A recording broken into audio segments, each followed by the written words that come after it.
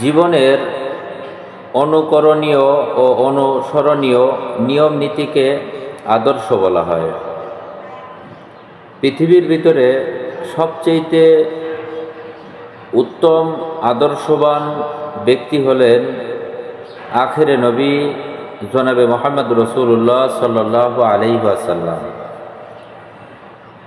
তিনার ব্যাপারে আল্লাহ রাব্বুল আলামিন সূরা আযহাবের ভিতরে পরিষ্কারভাবে বলেছেন, লাকাদ কানা লাকুম ফি রাসূলিল্লাহি উসওয়াতুন হাসানাহ। নিশ্চয়ই আল্লাহ রাসূলের জীবনে রয়েছে তোমাদের জন্য উত্তম আদর্শ।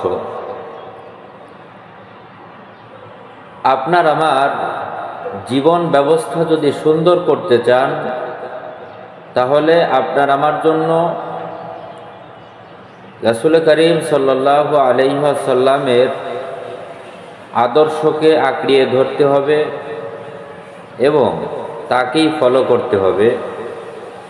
আপনি যদি মুহাম্মদ রাসূলুল্লাহ সাল্লাল্লাহু আলাইহি ওয়াসাল্লামকে যদি ফলো না করেন, তাকে যদি অনুকরণ যদি আপনি না করেন, তাহলে কোনোদিনও কশ্চিনকালেও আপনার চরিত্র ঠিক হবে না। আপনার চরিত্র যদি ঠিক করতে হয়, তাহলে আপনাকে মুহাম্মদ রাসূলুল্লাহ সাল্লাল্লাহু আলাইহি ওয়াসাল্লামের আদর্শে আদর্শবান হইতে হবে। তাহলেই আপনি সঠিকভাবে দুনিয়াতে চলতে পারবেন এবং সঠিক রাস্তায় আপনি খুঁজে পাবেন।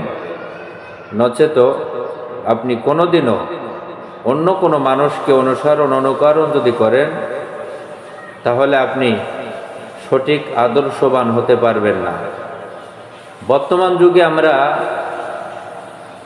নবী রসুলদেরকে বাদ দিয়ে দুনিয়াতে অনেক নেতা নেত্রীকে অনুসরণ করি।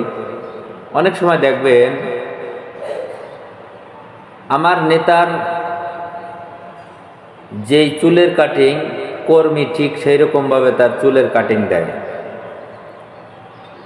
নেতা যেই কোট পরিধান করে, কর্মী ঠিক সেই কোট পরিধান করে। আসলে কি আপনার আমার জীবন ব্যবস্থা এটাই? একটা জিনিস মাথায় রাখবেন, সেটা হলো আপনার আমার এই দুনিয়া কিন্তু থাকার জায়গা না, এটা একটা ক্ষণস্থায়ী জিন্দেগি। এই জায়গাটায় আল্লাহ পাক আপনাকে আমাকে পাঠিয়েছেন।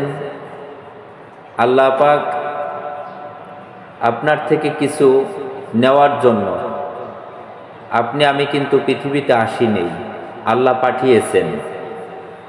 আল্লাহ পাক পাঠিয়েছেন, নিশ্চয়ই তার কোনো উদ্দেশ্য আছে। তার উদ্দেশ্য হলো এটাই, আপনি সমাজের ভিতরে কোরআন এবং হাদিসের দিন প্রতিষ্ঠিত করতে হবে, আইন চালু করতে হবে, আল্লাহ এবং আল্লাহ রসুলকে চিনতে হবে এবং সৃষ্টি জগৎ নিয়ে আপনার চিন্তা ভাবনা করতে হবে, আখিরাত এবং পরকাল নিয়ে আপনার গবেষণা করতে হবে, চিন্তা করতে হবে। আল্লাহ পাক আপনাকে এজন্যে দুনিয়ার ভিতরে পাঠিয়েছেন। আল্লাহ পাকের আদেশ নিষেধগুলো আপনার মেনে চলতে হবে।